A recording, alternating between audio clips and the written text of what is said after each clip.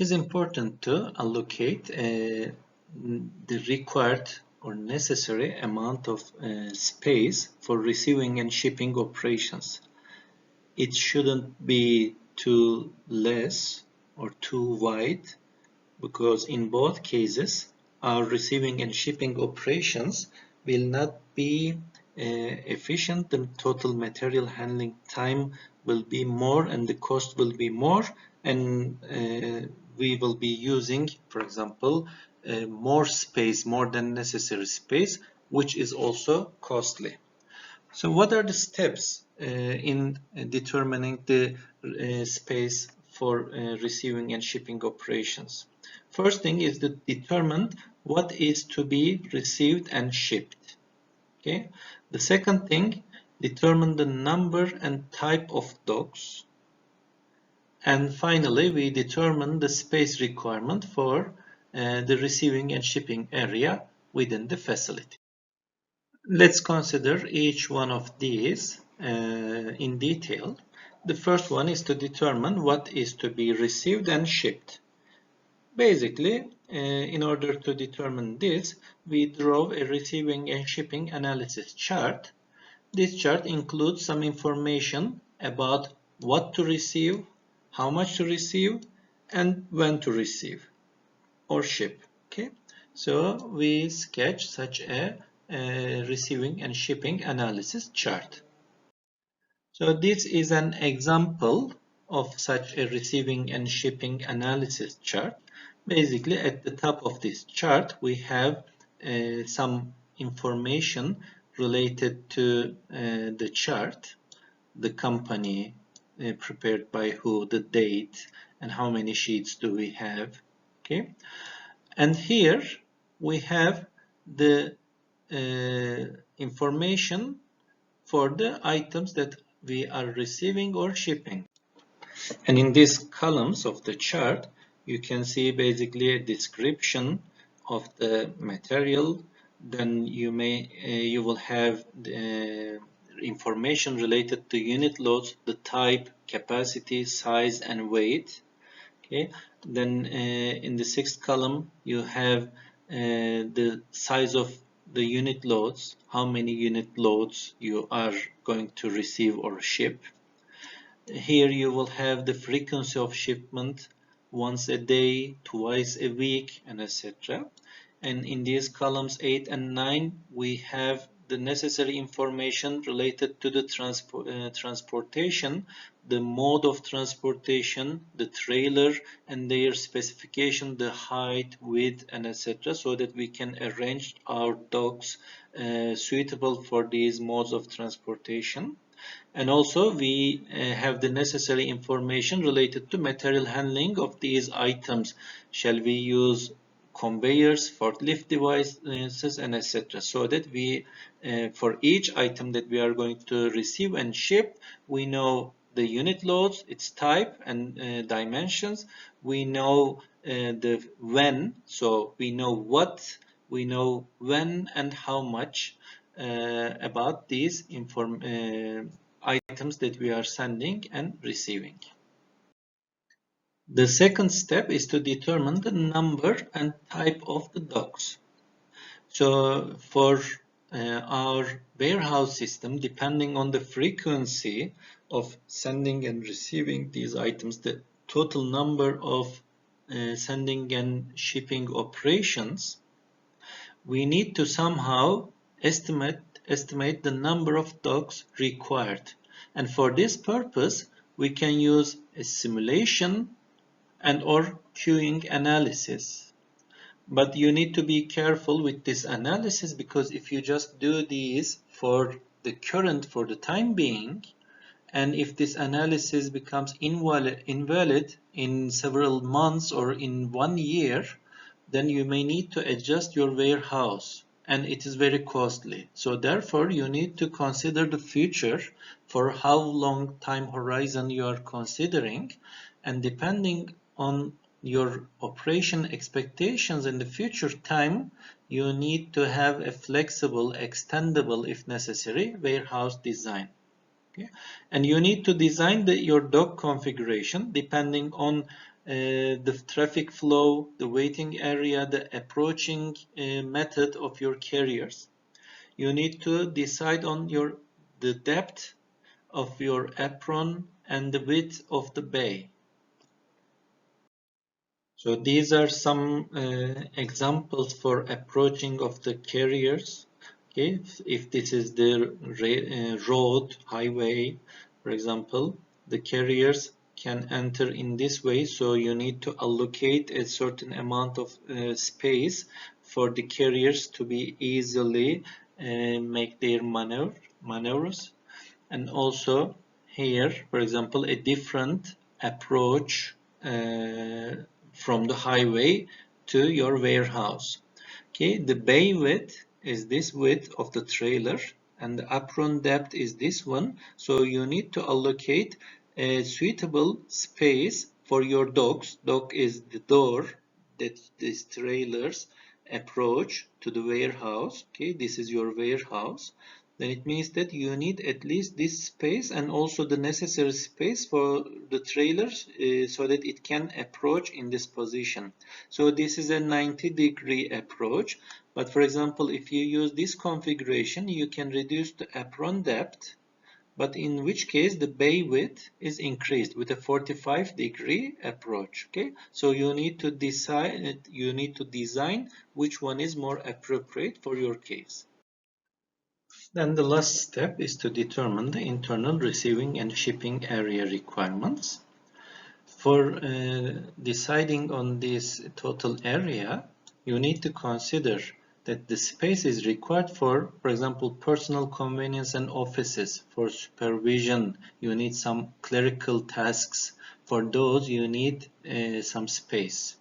You need a receiving hold area so that, for example, during the receiving operations, if some items are rejected due to, for example, quality control or wrong amount and etc., the items will be hold that area. You need trash disposal and recycling bins in your receiving and shipping area. Okay, you need to allocate some space for this.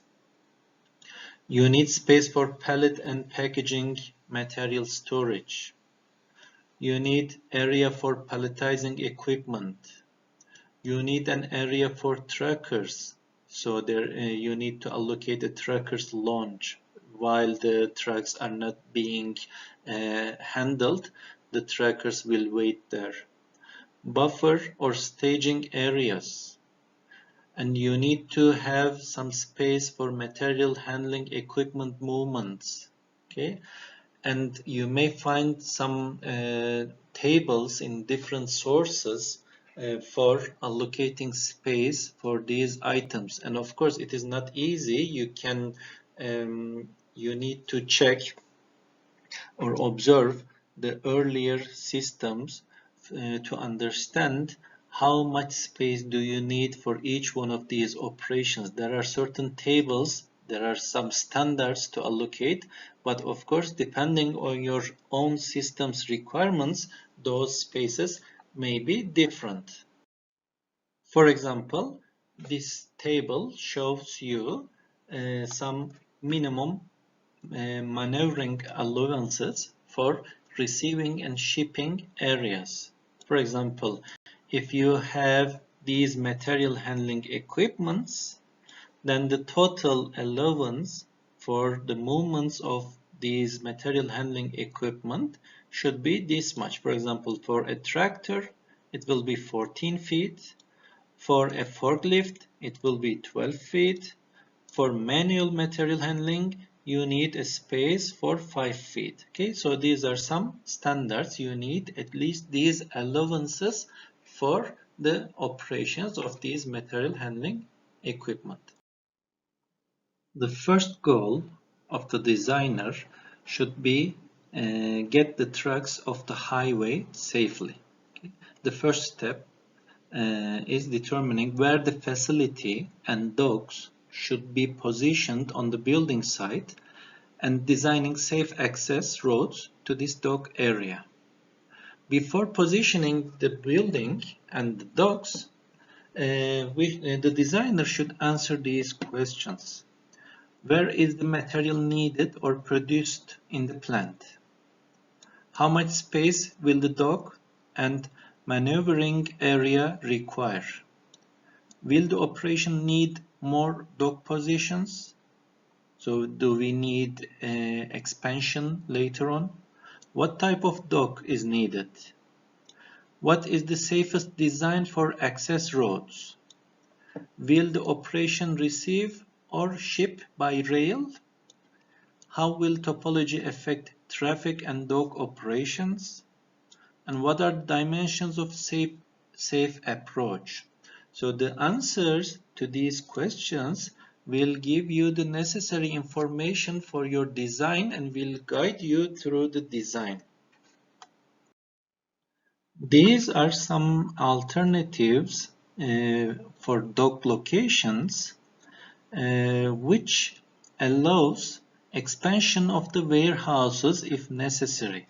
Okay, so these large arrows in this figure shows you the potential expansion direction. So if at a later time you need to expand the operations, the warehouse, then you may expand it in this way without disrupting the dock operations. These lighter arrows shows you the material flow. Okay, so for example, in this first configuration, the material flow is on this side, and you see there is a highway, there is a railway. So for example, in some warehouses, you may need to ship and receive from the railway. Okay, so if you like to expand your warehouse, and if you expand it in either this direction or in this direction, you will not disrupt the docking operations, because during these expansions we don't want to disrupt the material flow, the docking operations. Similarly, for this alternative, you see the inbound material flow is in this way and the outbound is in this way, and we can expand the warehouse on this direction. On the third configuration, the potential expansion direction is this way. You see there is this one for which the material flow is here or here, and potential expansion directions are here, here or here, so that the material flow is not affected, the docking operations is not disrupted. Similarly, in all of these alternatives, we have expansion opportunities without disrupting the docking operations. Of course, you may end up with your own designs for these, and by just considering while deciding on the dock locations, you should also consider this potential expansion operations. After receiving and shipping operations, the next thing that we will consider is the storage operations related to warehouses. The overall aim of the storage and warehouse operations is to satisfy customer requirements and maximize customer satisfaction. Okay, the resources that we are using for this purpose is the space, equipment, and personnel. And the objectives that we try to maximize are, we try to maximize our space utilization, also maximize our equipment utilization, maximize labor utilization, material accessibility, and material protection. Okay, so these are the objectives that we try to achieve in our warehouses for storage operations. This is an example chart that can be used to facilitate the calculation of the space requirements for storage and warehousing. This chart contains some similar information with the previous chart that we have seen for receiving and shipping operations. So at the top of this chart, again, we have some necessary information regarding this chart, the date, the company, it's prepared by who, and etc. The first 5 columns of this chart is identical with the receiving and shipping analysis chart, the same information is here. So if you already prepared received and shipping analysis chart, you can take that information directly from those charts to this one. So here, the 6th and 7th columns represent the maximum and average quantities of unit loads stored, okay, these two. These are directly related to the method of controlling inventory and inventory control objectives. These quantities should be provided as inputs to the facilities planner by the inventory control function. So this information, this data is an input for the facility designer. Yeah. The planned number of unit loads here in this column for each material to be stored may be determined by considering the receiving schedule and the method of assigning materials to storage locations. If all materials to be stored in a particular manner are to be received all together, then the planned quantity of unit loads stored must be equal to the maximum quantity over here. But if the material to be stored in a particular manner are to arrive over time, then the method of assigning materials to storage locations will determine the planned quantity of unit loads stored. Basically, there are two major material storage philosophies that we will see, and the amount of space planned for an SKU is directly related to the method of assigning space. Okay, so as I said, there are two major philosophies for storing the items. The first one is the so-called dedicated storage. Sometimes it's called as fixed location storage or assigned location storage. In this philosophy, each individual stock keeping unit, SKU, is stored in a specific location, okay, or in a set of locations, and no other stock keeping units may be stored, or even though that location is empty, you cannot store other SKUs. So let's consider an example. We will talk about this in more detail later on, but let's consider that this is our warehouse, and inside our warehouse, let's assume that we have our storage racks. Okay, and let's consider that we have stock keeping unit A, B, and C. Okay, and we have our individual racks addresses for these racks. Okay, let's say that we can store these items into these positions in the storage. Okay, so let's assume that this is address 1, this is 2, this is 3, and etc. In dedicated storage, what we say? We say that, okay, item A can be stored to 1 and 2. Okay, these are the addresses for item A. And we can never store item B or C to these addresses 1 and 2. It is not allowed. Even if those addresses are empty, when you receive a B or C type of item, you cannot store them. Okay, so these storage addresses 1 and 2 are allocated for item A. And the question here is how we decide on these allocations. Basically, you can decide on these allocations arbitrarily. For example, you can use the part number sequence to allocate. For example, the smallest part number is located to smallest address number. Or you can use some more sophisticated techniques, which includes the stock keeping unit's activity level and or inventory level to determine these addresses, and we will talk about this later on. In this method, the number of storage locations that you need to have is the sum of the maximum inventory level for each SKU. And we will make an example in the next slide which will clarify this more. The second philosophy is the randomized storage, and sometimes called random location storage. In this way, any SKU may be assigned to any available storage location. Okay, so how does it work? For example, in the above example, when, for example, address 1 is empty, if you receive an item A, you directly store it there. If you receive B and if item address 1 is empty, you store B to 1. Okay, so randomly you allocate any SKU to any position. An inbound load is assigned to the closest available storage location. You want to assign it to the closest location because you want to minimize the total distance before locating these items, before storing these items.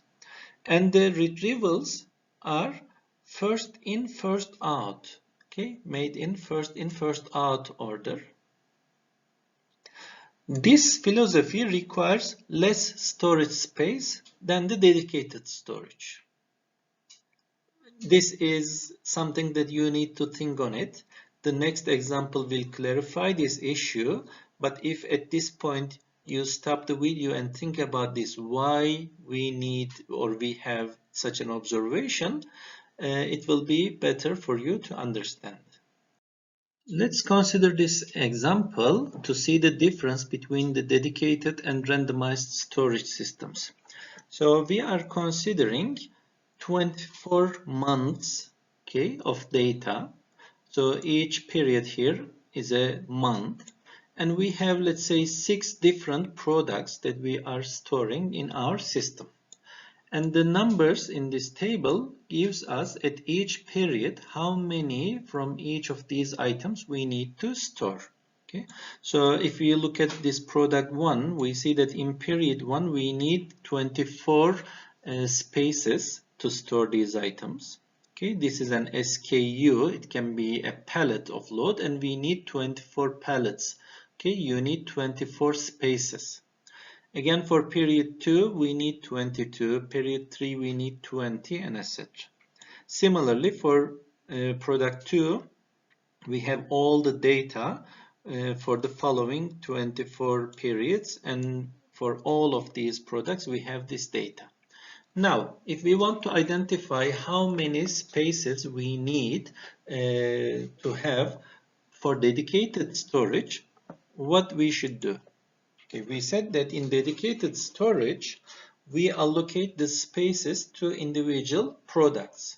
And even if that space is empty, we never store a different item to there. Okay, let's consider product 1. The question is, how many spaces should I allocate for this product 1? Okay, if you look at this period 1, the value is 24, then we need 24 spaces for period 1. In period 2, we need 22. So if we allocate 22 spaces for product 1, in the first month, what will happen to the excess amount of 2? You cannot store it to anywhere else. So it means that you cannot allocate less than 24. It must be 24 according to this first period. But in the next period, we need a space for 22 items in the storage. So if you have space for 24, it means that 22 of them will be utilized and 2 of them will be empty, waiting for further arrivals. Okay. Again, if you look at the third period, in total you will have 20 items in the storage. And if you have 24 spaces, then 20 of them will be occupied and 4 of them will be empty. Okay, let's check all others. We can handle 18, 16, 14, 12 with 24. And you see here we have another 24, which means that all of them will be utilized if we allocate space for 24. And basically what are we doing is we are taking the maximum of this. and the maximum of these is 24. So for the first item, I need to allocate 24 spaces. What about the second one? Again, for the second one, we need to consider the numbers at each period. Okay, let's assume that we allocated 12. Then we can handle the 9 in the next one, 6 in the next one, 3 in the next one. But if we have a requirement of 36 total spaces, but if we just have 12, what will happen to the 24? We will not be able to store them. Okay, so it means that we cannot assign 12, but it should be more than 36. Okay, with 36 we can handle this, handle this, handle this. And again, what we are doing is, in fact, we are taking the maximum of all of these values, which is 36. For the second item, we need 36.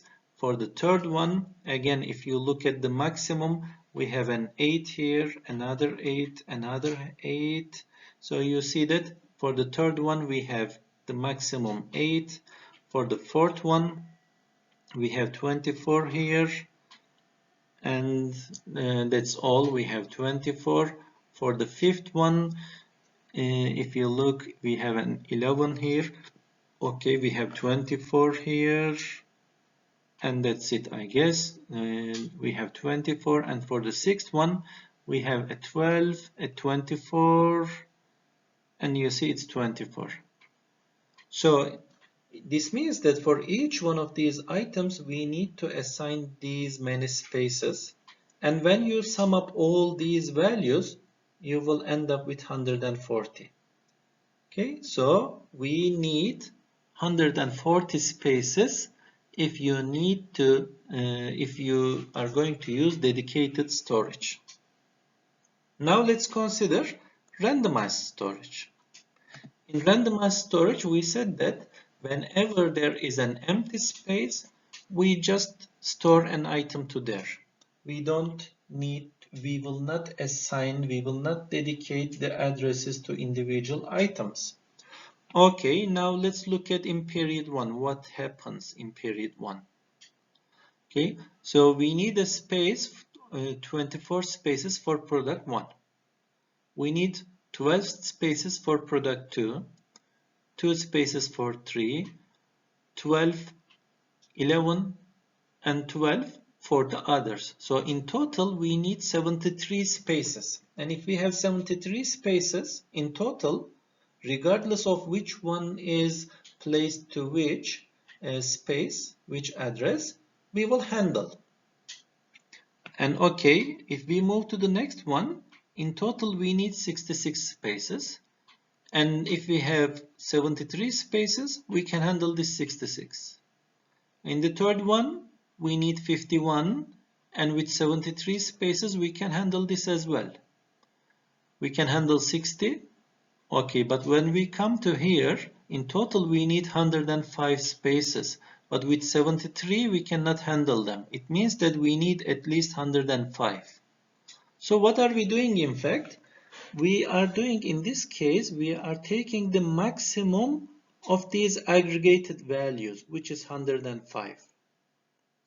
Okay, so what did we do in these two alternatives? In the first one, we take the maximum of each one, which is, let's say, 24, 36, 8. These are the maximum values. Okay, 24, 24, and 24. For each item, we determined their maximums over all these periods, and we took their summation to find 140. This is for dedicated. Okay, it is the sum of the maximums. But for randomized, what we did, we take the summation at each period to find these aggregate values. Okay, then we take their maximums. Okay, the maximum of all these, let's say, which is 125, to find the amount for randomized. Okay, so for dedicated we need 140, For randomized, we need 105. So in this case, we took the maximum of the sums. Here, the sum of the maximums. Here, the maximum of the sums. Okay, and always sum of the maximums, which is the dedicated one, is always greater than the maximum of the sums, which is 105. And that is the reason why in randomized storage we always require less storage space than the dedicated one.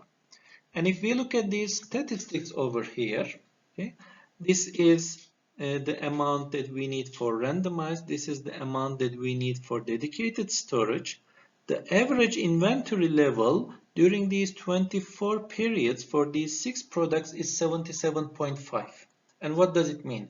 If you allocate if you have in total 140 spaces, on the average, 77.5 of these spaces will be occupied.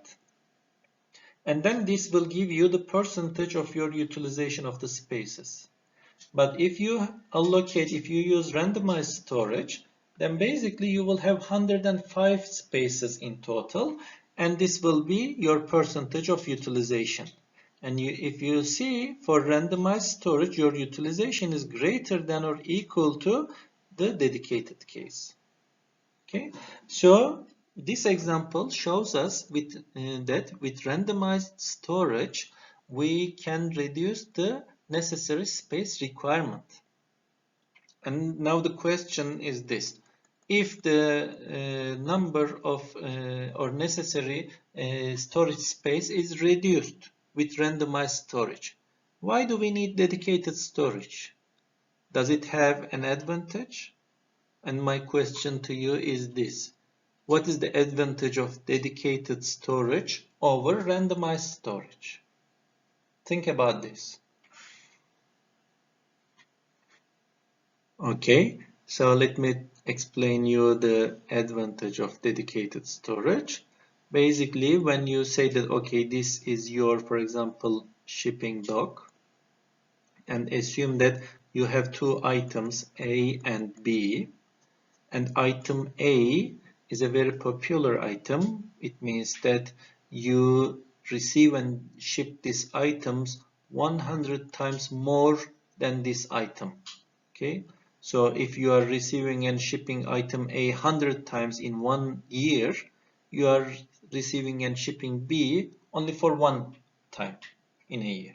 Okay, so if, for example, you assign this part to B, if you use, for example, randomized storage, and in randomized storage you received a B, and at that time this space was empty, so you placed item B to here.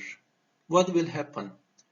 For 1 year this item will stay there, and all A items will be stored to other addresses. And the distance between this door, shipping and receiving door, to these items A and B will be more than the distance to reach this B. But B is not moving. B is staying there for 1 year. But A's, they need to be received and shipped for 100 times. Instead of this allocation, if you decide to, for example, dedicate this space for items A, and if you place this item B to a more distant place to this receiving and shipping, now the distance between A and the receiving and shipping door is only this much, which is less than this alternative. So when you do this receiving and shipping operation for 100 times in a year, you will save a lot of material handling time. Okay, so the basic advantage of dedicated storage is this time and total distance that you need to do during this picking, receiving and shipping operations. Therefore, dedicated storage is more advantageous in terms of material handling, but randomized storage is more advantageous in terms of the required amount of storage space. We can represent these two storage space philosophies, location philosophies in this figure. So in dedicated storage, basically we allocate space to certain items. And usually while doing this allocation, we consider the fast moving items. If, for example, A is the fast moving item, then we want A to be closer to our dock so that sending and receiving of these item A is shorter. And depending on how many storage spaces we need for A, we allocate a space or total amount of space for A. Then let's say B is the next item, fast moving item. Then for the storage spaces which are not too closer to the dock as item A addresses, we place B's. And let's say C items are the least moving items, then we place them to the more distant places. And in this allocation, we may have empty spaces in this region or in this region or in this region. But in randomized storage, what do? We place items A, B, C anywhere we like. So they are placed in a mixed nature here. And as soon as we receive an item, we place it to the earliest convenient or closest place. So the unused space in randomized storage appears at the far distant locations in the warehouse. Of course, there may be some empty spaces in between, because when we just ship an item, when we pick an item, before loading a new item to that location, it will wait empty. Okay, so we will not change the locations, we will not take it back, we will wait for another item to come to this point and we will place that item to that location. Okay, so basically we can see the difference between dedicated and randomized storage in this figure. As I mentioned, in dedicated storage, determining the addresses of the items can be arbitrary, or you can use some more sophisticated models or tools to determine this. And if you want to use such a sophisticated method, we want to maximize the throughput in such a philosophy. Okay, and in order to maximize this throughput, what do? We first rank the stock keeping units by activities. And what does an activity mean? The activity is the number of storage retrievals per unit time. For example, in 1 year, how many items, how many materials did you stored or retrieved? Then we allocate the SKUs having the highest ranking according to this activity level to the most closest space or most preferred space. Okay, and the most preferred space is the ones which are closer to the input-output points of the warehouse, the docks, the doors of your warehouse. The lowest ranking stock keeping units are assigned to the least preferred spaces. Since these fast movers are up front and slow movers are in back, we maximize our throughput in this way. In order to determine these addresses, in order to allocate these addresses to these stock keeping units, we will develop a mathematical model and a solution procedure later on. As I mentioned, in terms of the total material transportation time or the throughput rate, the dedicated storage is more advantageous to randomized storage. But in real life, dedicated storage is not used very often. Why? Because it requires more information to plan. In the planning, to identifying the addresses for individual items is difficult. more management is required after the system is installed. You decided all the addresses and etc. Still, in order to operate the system, you need more management. When conditions change significantly, items must be relocated. So at the beginning, you know the throughput rate of each of these items and you decided the addresses, but after a few months, the conditions changed, the throughput amounts are changed, then you need to readdress these items, relocate these items, and it again requires a new planning and also the movement of the material within your facility. And when many stock keeping units exist, this may not be practical in real life. It requires a lot of space. On the other hand, randomized storage is more appropriately used under highly seasonal and dynamic conditions. Okay, when there's high seasonality, if you use randomized storage, the necessary amount of space will be very less and the throughput will be again on the average level. In order to combine the advantage of these two philosophies, the dedicated storage and randomized storage, there is a combination which is called class-based dedicated storage. In class-based dedicated storage, we divide the items into classes. Instead of considering each stock keeping unit as a separate item, we assign these stock keeping units into classes so that you may have 3 classes or 4 classes or 5 classes. Okay, basically looking at their throughput rates, movements in a year, you can say that okay, class A of items, class B items, and class C items. And for each class of items, you can use a dedicated storage. So for class A items, you allocate an address. For class P, you allocate some addresses. And for class C, you allocate addresses. But remember, in class A, you have multiple items. Item A1, A2, A3, and etc. And within class B, you have other items. And within class C, you have others. So we do not allocate individual spaces for A1, A2, A3, but we allocate a space for all of these class A items. And similarly for B and C.